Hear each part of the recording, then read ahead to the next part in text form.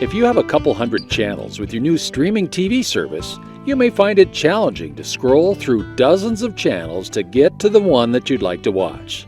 So just like your old school remote control, you can enter a channel number with your Amazon remote to get right to the channel that you want to watch without scrolling. And here is how you do it.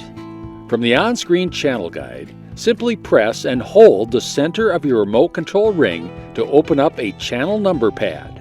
From here, pressing up, down, left, or right on your remote ring, select a number and press the center on your remote ring until you have entered your favorite channel number. Now use your remote ring controls to highlight Next, and then press the center of your remote ring, which will take you to the channel that you want to watch. And then just press play pause on your remote, and you're watching TV in seconds without scrolling through the channels.